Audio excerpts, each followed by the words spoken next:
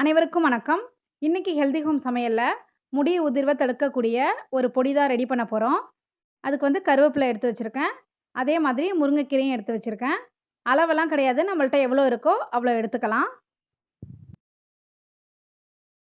முருங்கைக்கீரையும் கருவேப்பிலையும் தனித்தனியா உருவி எடுத்துப்போம். சில ஃப்ரெண்ட்ஸுக்கு வந்து இந்த பொடிய நான் சஜெஸ்ட் பண்ணேன். சாப்பிட்டு பாருங்கன்னு சொன்னேன். அவங்களும் சாப்பிட்டு பார்த்துட்டு அவங்களுக்கு நல்ல ரிசல்ட் கிடைச்சது.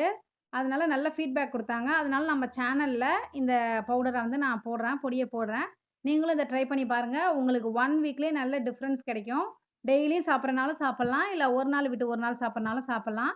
முருங்கைக்கீரை இத மாரி உருவிப்போம். சின்ன சின்ன காம்பு இருந்தா கூட ப்ராப்ளம் இல்ல. ஏன்னா நம்மளுக்கு அரைக்கும்போது பவுடர் ஆயிடும். அதே மாதிரி கருவேப்பிலையும் நம்ப உருவி எடுத்துப்போம். அது மட்டும் இல்லாம இந்த பவுடர் சாப்பிட்டுட்டு நம்ம வந்து ஷாம்பு யூஸ் பண்ணாம சீயக்காய், பூந்தி கொட்டை அத மாரி யூஸ் பண்ணாலும் நம்மளுக்கு ஹேர் ஃபால் இருக்காது. நம்ம சேனல்லயே நான் வந்து முடிக்கு தடவுற எண்ணெய் ஒண்ணு ரெடி பண்ணி போட்டுருக்கேன். அதையும் தடவுனீங்கன்னா நல்லா முடி குளிர்ச்சியா இருக்கும். முடி கொட்டாது. இத மாதிரி உருவி எடுத்ததுக்கப்புறம் நம்ம தண்ணீல அலசிப்போம். முருங்கைக்கீரையில அவ்வளோதான் தண்ணி ஒட்டாது. இருந்தாலும் நல்லா அலசி எடுத்துப்போம். நம்மளுக்கு ஷாம்பு போடுறனால தான் அதிக அளவுல முடி கொட்டும். யாரெல்லாம் என்ட்ட முடி கொட்டுதுன்னு கேட்குறாங்களோ, நான் அவங்களுக்கு எல்லாருக்குமே இந்த பவுடர் தான் இப்ப சொல்றேன். ஏன்னா, அந்த அளவுக்கு எனக்கு நல்ல ரிசல்ட் குடுத்துருக்கு.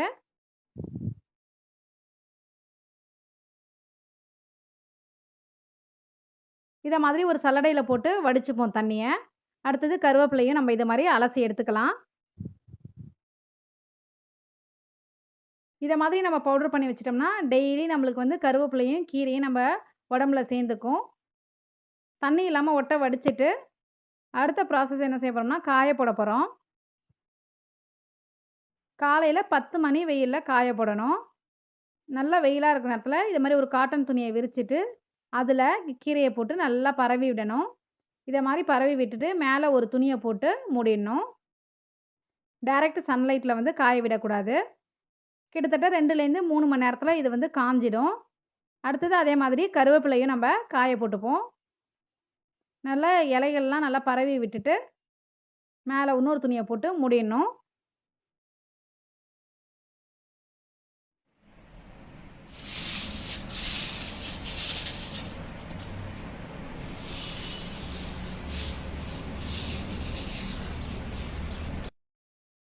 நல்லா இத மாதிரி மொறு மொறுன்னு காஞ்ச உடனே, எடுத்துட்டு வந்த உடனே, நம்ம இத மிக்ஸி ஜார்ல போட்டு அரைக்கணும். அப்புறமே அரைக்கலான்னு வச்சோம்னா, இலை வந்து நம்மளுக்கு நமுத்து போயிடும். அதனால உடனே அரைச்சு பவுடர் பண்ணி வச்சிடணும். முதல்ல கருவேப்பிலைய மிக்ஸி ஜார்ல போட்டு பவுடர அரைச்சாச்சு. அத ஒரு தனி பாத்திரத்தில போட்டுப்போம். நம்ம ஃப்ரெண்ட்ஸ்ல நெறைய பேர் சொல்லி நம்ம கேள்விப்பட்டுருப்போம். இருக்கிற முடி கொட்டாம இருந்தாலே போதும். புது முடி வளரணும் கூட அவசியம் இல்ல. ஏன்னா முடி வந்து அந்த அளவுக்கு கொட்டும். அது மட்டும் இல்லாம முடி வந்து நல்லா மெல்லிசாயிடும்.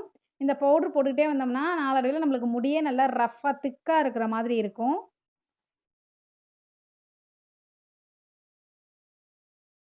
அடுத்ததா நம்ம முருங்கைக்கீரைய பவுடர் பண்ணிடலாம். இப்ப முருங்கைக்கீரைய நம்ம பவுடர் பண்ணியாச்சு. 2த்தையும் தனித்தனி பாத்திரத்தில எடுத்து வச்சுப்போம். இன்னொரு பாத்திரத்த எடுத்து அதில வந்து 1:1ங்கிற ரேஷியோல கலந்துப்போம். 1 ஸ்பூன் கருவேப்பில பொடினா, 1 ஸ்பூன் முருங்கைக்கீரை பொடி.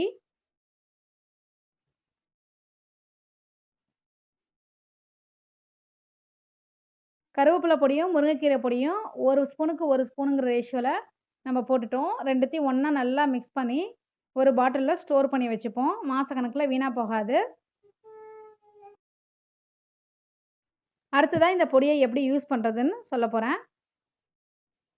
1 டீஸ்பூன் டெய்லி 1 டீஸ்பூன் எடுத்துக்கலாம். இல்லன்னா 1 நாள் விட்டு 1 நாள் 1 டீஸ்பூன் எடுத்துக்கலாம். 1 டீஸ்பூன் நம்ம அரைச்ச பொடி. தயிர் கொஞ்சமா சேர்த்துப்போம். தயிர் வேணாங்கிறவங்க தண்ணி கலந்துக்கலாம். அப்புறம் கொஞ்சமா சால்ட் இதில போட்டுப்போம்.